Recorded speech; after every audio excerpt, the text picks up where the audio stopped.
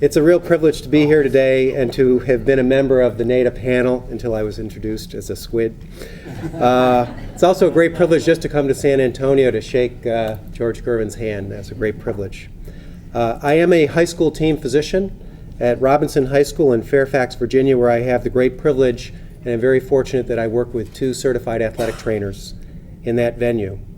In addition, I also represent today the American Medical Society of Sports Medicine, or AMSSM, that I'll refer to. And that's an organization of primary care sports medicine physicians across the country. And we are dedicated to advance the discipline of sports medicine through education, research, advocacy, and excellent in patient care. This statement that you just heard about today really speaks directly to our mission in AMSSM, and we're privileged to be part of it. I have 3 messages this morning that I will speak to. The first is that exertional heat stroke is a leading, if not the leading, cause of preventable, non-traumatic exertional sudden death and serious morbidity in the United States today in young athletes.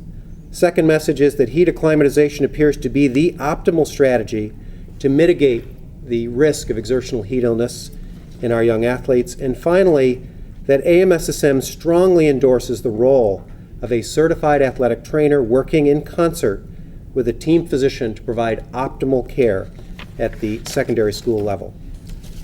So again, the first message, that exertional heat stroke is a leading, again, if not the leading cause of preventable, non-traumatic exertional sudden death in the United States today.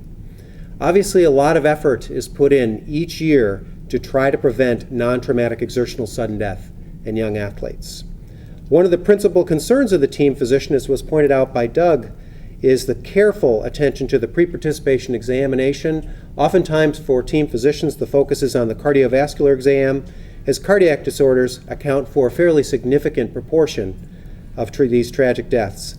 That being said, however, many of these deaths are extremely difficult to detect, as many athletes have few, if any, symptoms or signs that provide us any clue to their existence. Exertional heat illness, on the other hand, a known killer and an injury that can cause serious and long-term injury in this country, is largely, if not completely, preventable.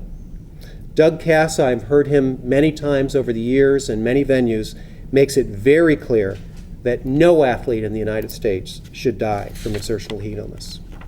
Second point, heat acclimatization appears to be the optimal strategy to mitigate the risk of exertional heat illness.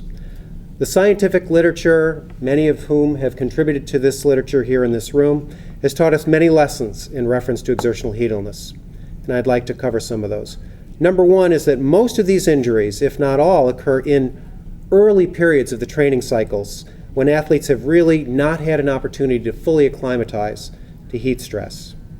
Most of these injuries occur in settings where athletes are excessively pushing themselves or are excessively pushed to succeed. Many injuries can occur early in a workout or during cooler temperatures and may reflect, as this guideline points out, that athletes have not truly recovered from the previous day. In the military, we know that many of our exertional heat illnesses occur before 7:30 in the morning, many reflecting not recovering from the day before. Poor fitness and obesity have been shown to have a strong association with the risk for heat injury. And finally, acclimatization in concert with good coaching appears to be the single best strategy to lower the risk of exertional heat illness. This new NATA consensus guideline directly seeks to lower the morbidity of exertional heat illness, offering what we believe in AMSSM to be a very sound strategy for acclimatization during the most vulnerable period for young secondary school athletes. And again, my final message, and that is that as I represent AMSSM here today, we strongly endorse the role of an athletic trainer working hand in hand with a team physician at the secondary school level to provide optimal care to student athletes.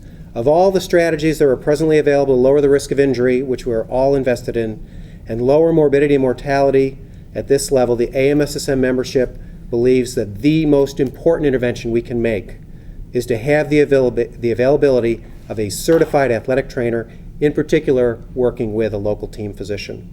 This partnership effort allows for optimal team working together to provide optimal care in the areas of treatment and prevention. We strongly believe this relationship, as well as this document, promotes us as being proactive rather than reactive, which truly is what sports medicine is all about. Thank you.